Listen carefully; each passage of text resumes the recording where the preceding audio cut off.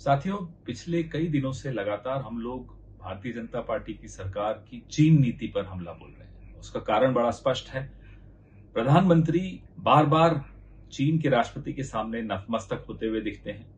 यहां तक कि गलवान घाटी में जो हमारे 20 बहादुर सैनिकों की शहादत थी, प्रधानमंत्री ने चीन को क्लीन चिट देकर उस शहादत को भी नकार दिया, उनकी शहादत का भी अपमान किया। हमारे सेना के हाथ बंधे हुए हैं, प्रधानमंत्री ने खुद बांधे हैं।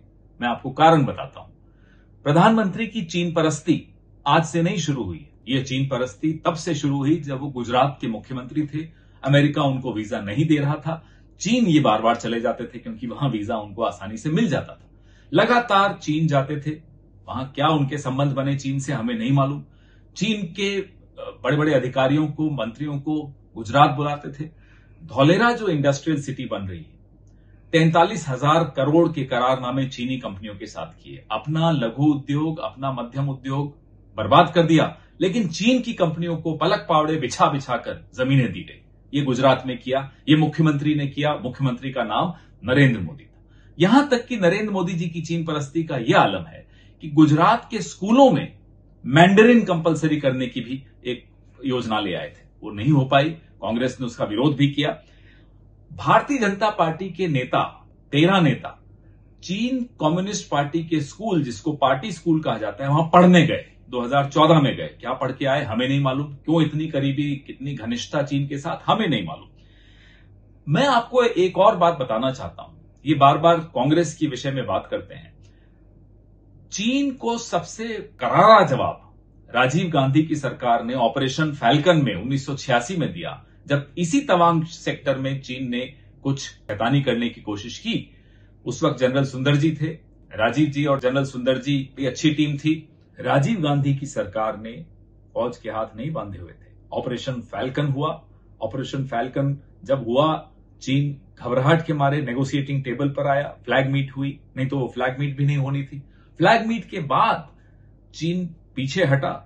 पीछे हटने के बाद राजीव गांधी ने उस मौके का पूरा फायदा उठाकर अरुणाचल प्रदेश को एक राज्य घोषित किया। यह होता है राजनीतिक इच्छा शक्ति। आज की तरह नहीं, मुंह खोला तो क्लीन चिट दी, अन्यथा मुंह ही बंद रखा चीन पर। ये चीन से घबराहट प्रधानमंत्री की, इसके पीछे कोई राज है। वो राज क्या है, ये पूरा देश जानना चाहता है। आप चीन के आगे नतमस्तक क्यों हो जाते हो? आप चीन के आगे घबरा क्यों जाते हो? आप क्यों चीनी कंपनियां, वो भी ब्लैकलिस्टेड चीनी कंपनियों को ठेके दे देते हो? आपका क्या रिश्ता है चीन से?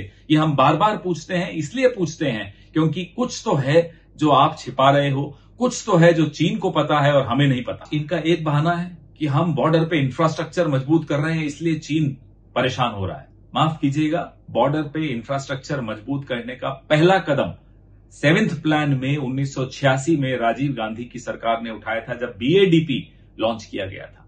तब से अब तक लगातार हर सरकार ने बॉर्डर इंफ्रास्ट्रक्चर को मजबूती दी है। मनमोहन सिंह सरकार ने 2000 किलोमीटर लंबा ट्रांस अरुणाचल हाईवे की शुरुआत उस सरकार ने की थी। ईटानगर रेलवे स्टेशन किसने कंप्लीट किया? मनमोहन सिंह सरकार ने बनाया था। 6 एडवांस लैंडिंग किसने बनाए? मनमोहन सिंह सरकार ने बनाए। अरुणाचल प्रदेश में इतने लैंडिंग फैसिलिटीज जो दी हैं, वो मनमोहन सिंह सरकार ने दी है। तो ये कह देना कि मोदी सरकार ने जो सबसे बड़ा धोखा किया भारत की सेना के साथ, वो है माउंटेन स्ट्राइक कोर को रोक देना। Mountain strike corps Congress party की देन थी, मनमोहन सिंह सरकार की देन थी। चीन इससे घबरा रहा था।